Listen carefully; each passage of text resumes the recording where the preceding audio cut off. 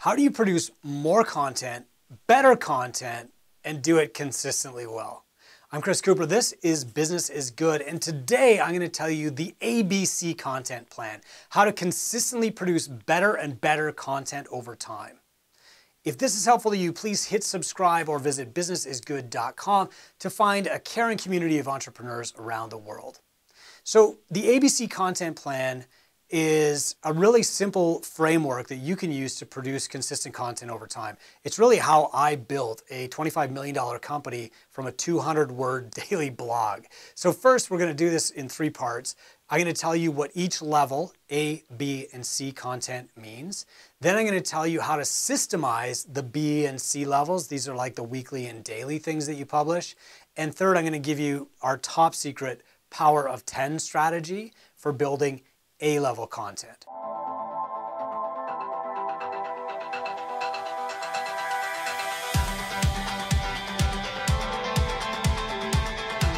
If there's one thing that I tell people over and over, and I've been saying it for a decade, and they just don't do it, it's publish more. Now, artificial intelligence, things like ChatGPT, they can help you get started, but you're going to need to produce better and better content consistently over time. And that's what the ABC content plan is going to do for you. So let's start with what ABC means. A, B, and C are different levels of content that denote different layers of quality and also frequency of how often you publish. So A-level content is the high-level stuff. These are your books. These are your long-form videos. These are your audiobooks, like the big productions that you might produce once every couple of years. B-level content is the weekly content that you produce. So you're looking at like a YouTube video, you could be looking at a blog post or your podcast, okay? Something along those lines that has long-term content value that will stay live forever, that people will search and find, that might even have like search engine value to it. C-level content is the daily stuff that you post on your amplifiers, your social media channels. Now, there is a way to systemize doing B and C-level content that will make creating that stuff easier, but it will also ultimately lead to A-level content over time. Okay, let's start with systemizing B and C-level content. So, B-level content, again, is like a YouTube video, a podcast, or a blog post, okay? Something that's going to live forever online. C-level content is social media, your amplifiers. They're going to live online, but people are going to see them for 10 minutes and then they're going to disappear. What you want to do is you want to start with your B-level content. You want to produce a YouTube video on one topic, just like this video. Then you're going to chop that content up. So the first thing that you're going to do is put it in a video editor, strip out the audio, and publish that to your podcast. Okay, you've just duplicated the results from one effort. You're also going to get the transcription from that podcast and publish that to your blog. Now you have search engine value and you appear on 3 B-level platforms forever. So when people are searching a topic or searching for you, there's 3 different places they can find it and they can consume that same content on whichever channel appeals to them most. I like podcasts. Many people like reading my blogs. Other people prefer to watch the video. Just like this video will also be on the podcast, you can duplicate it into the other frames if you start with video. So you have to start with video, you peel that off, that becomes your audio, you take the transcript from the audio and that becomes your blog post. And that's how you create high-level B quality content every single week. Then what you do is you chop up that B-level content, and you can have somebody else do this, like a VA is good, or your podcast producer or whoever. And what they're going to do is they're going to take short videos out of your big video and turn those into TikTok, Instagram Reels. They're going to take still photos. They're going to take the graphics that you use in your video, and they're going to dress those up for Instagram and Facebook. They're going to take pull quotes out of your transcript, and they're going to put that on Twitter. It's really, really easy just to chop the B-level stuff up and make a lot of C-level content. The cool thing, though, is that if you make one video that takes about 10 to 15 minutes, you've got at least one podcast there, and you've got enough social media content for an entire week if you've got somebody to chop that up for you, okay? If you have to do this by yourself, it will take you a little bit of time, but it's a good time investment. You're talking 2 to 3 hours per week. You can also hire somebody, and you can hire at each level. If you want to make better videos, you can hire a video producer like I've got here. You can hire a podcast producer like I have for this podcast. You can hire a blog editor to take the transcript and make it readable so it doesn't look like it was written by a robot. You can hire somebody to produce your videos into short forms. You can hire a graphic designer to take stills and publish those on Instagram, Facebook. You can hire your editor to take pull quotes and put those on Twitter, okay? You can systemize this, do it all yourself first, and then hire somebody, optimize the process to do it for you. Now, I want to talk to you about our top secret power of 10 strategy. This is how you take your B-level content and create an A-level asset like a book. This is exactly actually how I wrote Start a Gym. So what you want to do is you want to write about a whole bunch of topics. So just create videos on a broad spectrum of topics for at least 6 months. You want to have at least 30 videos or at least blog posts that you can pull from. Then what you want to do is you want to look at how your audience engaged with those topics. So go broad first. Talk about a wide variety of things.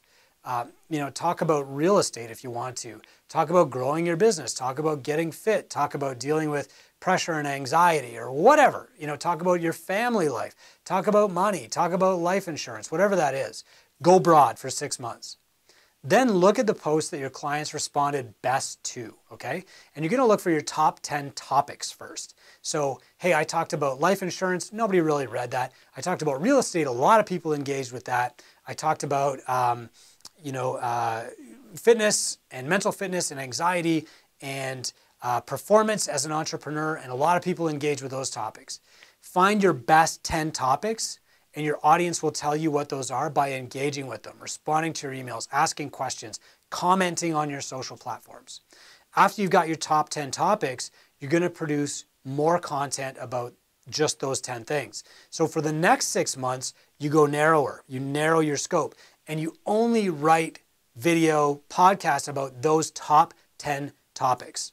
And you're going to be covering the same ground over and over and over again. And what you're looking for here is, how do you talk about that topic in a way that sticks with your clients best? So you might wind up producing 5 videos about real estate, even though you're bored with talking about it, your audience isn't yet. And out of those 5, your audience really responds to 1. Like, oh, I really like how you said that. That really made sense.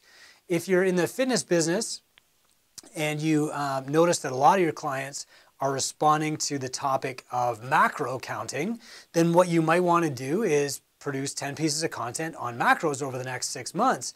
And if your clients really respond well to the one where you're like showing your plate every day for a week, then that is your top content, okay? Now, for each of the 10 topics, you're going to pick 1 piece of content that you created that your clients stuck with best.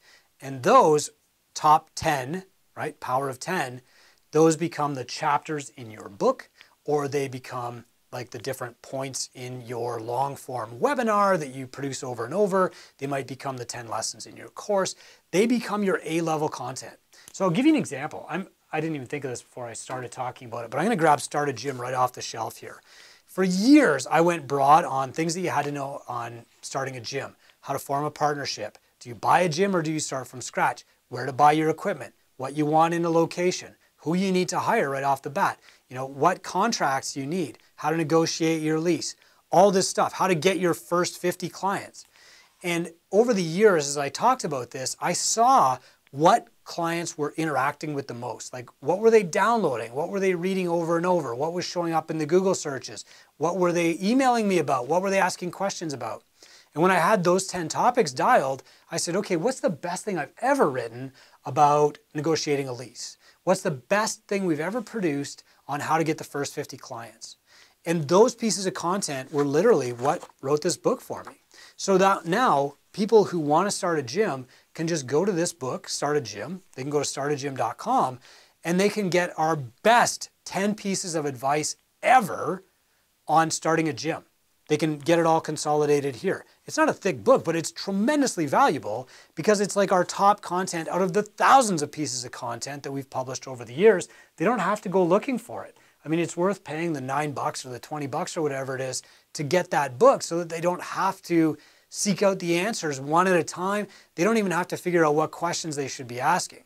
So the power of 10 is just going broad and narrowing and narrowing and narrowing, picking out the content that your clients like the best and respond most to, and publishing them in one consolidated volume, like a book, a long-form video, or like an audiobook or a course. Why is the ABC content plan so important? Because every company is a media company now. You must publish. Soon, every single person, every competitor, every collaborator that you have will be publishing consistently daily at a B+ quality level, thanks to AI. You must start, and you can start by producing the same level as them or more as them. Eventually, you need to make that better. And so implementing first weekly B-level content, chopping that up into daily C-level content, and then eventually graduating up to A-level content will put you ahead of the pack. Your content can start poor. Don't worry, you will bury the bad stuff with better stuff later, but it should just keep getting better. And so use the power of 10 to keep identifying what your clients care about and how you can say it better in a way that'll stick with them. Just if you're gonna do one thing, do this. Every day, before you do anything else, publish one thing. Back when I was starting to fix my first business, a gym, I made this rule for myself that I would spend the first 30 minutes of every day doing one thing to grow the business. And when I didn't know what else to do, I couldn't think of, oh man, how am I gonna grow my business today? I wrote a love letter to my email list. That's it. I didn't even have a blog at that point. I would just write a letter, one thing that might help them. Content is the foundation of my mentorship practice. It's the foundation of everything that I do. But I make better and better content by identifying what my clients like hearing about and making sure that I'm telling it in a different way all the time. Look, you're gonna get bored of yourself before your clients ever do. Make sure that you're giving them your best stuff by constantly auditing and following the ABC content plan. Hope it helped. Go to businessisgood.com if you want more tips or to subscribe to this show.